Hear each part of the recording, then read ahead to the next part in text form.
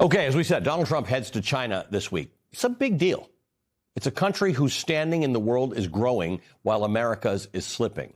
Trump's war in Iran has not only succeeded in giving Iran a brand new weapon, the Strait of Hormuz, but it's further weakened America's economy and this nation's position in the world, much of which is to China's benefit. Today, Trump said losing a vital free global shipping artery in the Strait of Hormuz was, quote, genius, because now countries are buying oil from Texas. Here's today's local news headline from Temple, Texas. Gas prices across Texas surge across Texas as oil prices rise. Gas prices in Texas, by the way, are over $4 a gallon, slightly lower than the national average, $4.52 a gallon. Today, Donald Trump said he wants to suspend the federal gas tax, which is just over 18 cents a gallon. Now, if you attended the second grade and learned basic arithmetic, not Trump math, you'd know today, even without the federal gas tax, the national average for a gallon of gas would be $4.34 a gallon. What Americans need from Donald Trump is for him to stop doing the stupid thing that sent gas prices surging from under $3 a gallon, which is where they were before Donald Trump decided to go to war with Iran. Then there's what we call the soft power side of things. Voters, not normally somewhere we quote from, but Voters reports, as the U.S. bleeds visitors, China closes in on the top tourism spot. According to a new assessment by the World Travel and Tourism Council, 80 million more people traveled internationally in 2025 compared to 2024. That was a bumper year for global travel. However, the U.S. didn't benefit from that increase. Visitor numbers to the United States dropped by 5.5%. America lost tourists. International spending fell to $176 billion from $184 billion. In contrast, China is gaining ground. In 2025, international visitors spending there rose 10.5% to $135 billion. The report notes that China, the world's second largest tourism market, is closing the gap. The report cites tariffs, profiling by ICE and Border Patrol, anti-LGBTQ sentiment, and social media surveillance, all Trump policies, as reasons for the drop in tourism to the United States. Now, to be entirely fair, you get most of that stuff in China, too. But America used to be the land of the free. The biggest attraction to people from my home country, Canada, there's been a huge drop in Canadian tourism because Canadians are angry that Donald Trump tariffed them and repeatedly threatened their sovereignty, although now he's talking about making Venezuela the 51st state, not Canada. And thanks to Donald Trump's war on American universities and federal institutions, China is also winning on that front. The Association of American Universities reported on March 31st, it's official, China tops the U.S. in research and development spending. 3 days later, Donald Trump released his 2027 budget.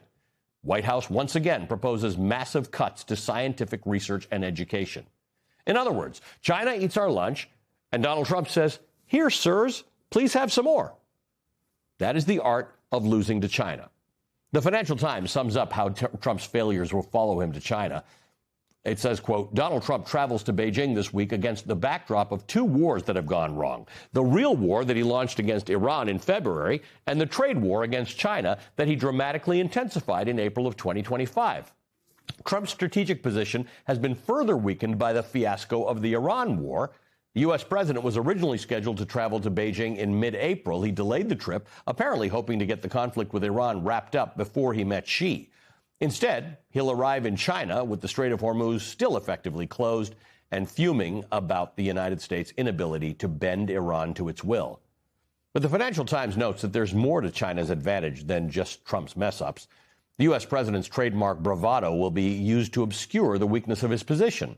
The reality, however, is that Xi Jinping, who, quote, has all the cards, to use a phrase that Trump likes, the Chinese president's ace is his country's near monopoly over the production of rare earth minerals and critical minerals that are crucial to the functioning of American industry.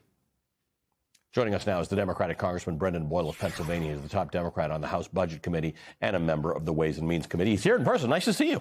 Great to be here in person. Let's talk about gas prices.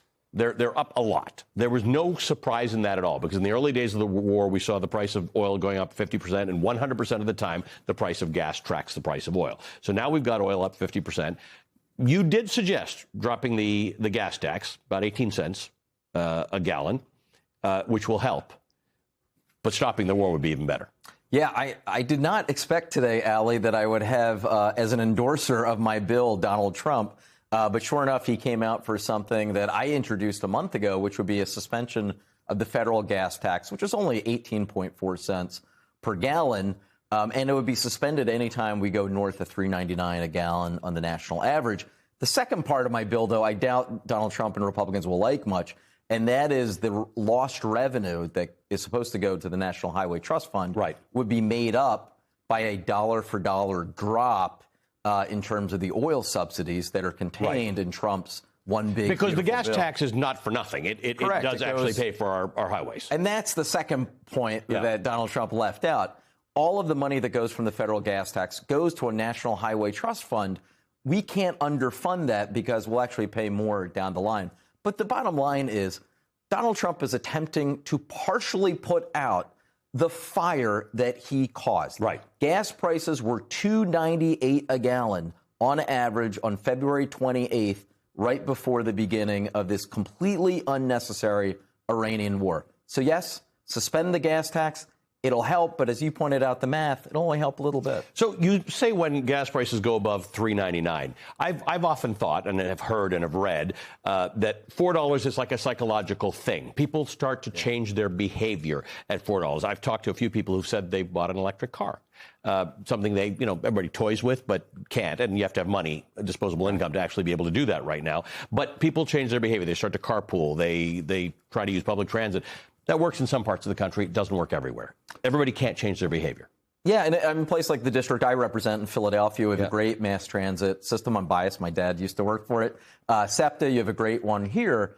But as we know, in a large swath of the country, there is no mass transit as an option. So it becomes a very difficult thing based on region. But again, the bottom line is this is an entirely self-inflicted wound for the United States because of this asinine war that is absolutely achieving nothing. In fact, right now, the status, if we could return to what the status quo was 2.5 months ago, that would seem like a big victory because it would mean the Strait of Hormuz is back open. And they'll call that a victory, even though it's been open for all of history. This interesting statistic about tourism.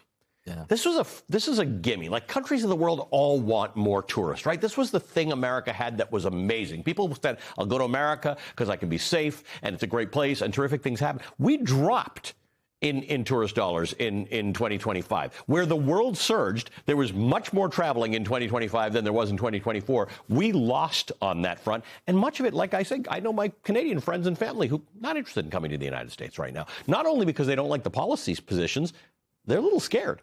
Yeah, well, I mean, there have been some celebrated examples of tourists, including one that got a lot of attention both in Canada and the UK, of an English woman, retiree in her late 60s, ended up in an ICE detention facility. Yeah. For months, those sort of stories have given us a black eye throughout the world. I have to tell you, not to compound this bad news with even worse, we're hosting the World Cup that will be starting pretty shortly. Philadelphia is one of the host cities. Also hosting all of the America 250th celebrations. Right now, the early indications are that we're getting nowhere near the number of tourists internationally that we were anticipating. I do fear this could be a great flop, which, of course, would have such a detrimental effect on our economy. Something closer to what you handle in your work on the Budget Committee, spending. This concept of China has been creeping up on us in terms of research spending. They've been doing that. Their universities are excellent. Our universities are excellent. They're the best in the world. But we've pulled back on something that is probably the single best taxpayer return on investment, right? When you fund a university or health studies or National Institutes of Health Studies, there's no better use of your tax money. We've been pulling back on that. That's exactly right. And this goes back to the Doge effort combined with Russell Vogt. I like to say the most dangerous man in America that most Americans have never heard of. Yep. The head of the OMB, the principal author of Project 2025. All of that was laid out in Trump's Project 2025. So I think that, unfortunately, we are going to be paying for this pullback in investment in cancer research and vaccine research and a number of areas in the sciences. I think we're going to be paying for it for a long time, both in dollars and cents, but also the cures that are not being discovered right now. You won't even know. You won't know. In 25 years, when you go to a doctor and they say you've got something and we don't have a cure, you don't know that cure might have been there. If it were 1960 and Jonas Salk had not gone down the route he did, you wouldn't necessarily know that, oh, we would have had a vaccine for polio if this doctor from Pittsburgh, Jonas Salk, was actually active and studying this area. Nice to see you in person. Thank you for being here. Great to be here. Pennsylvania Congressman Brendan Boyle is the ranking member on the House Budget Committee.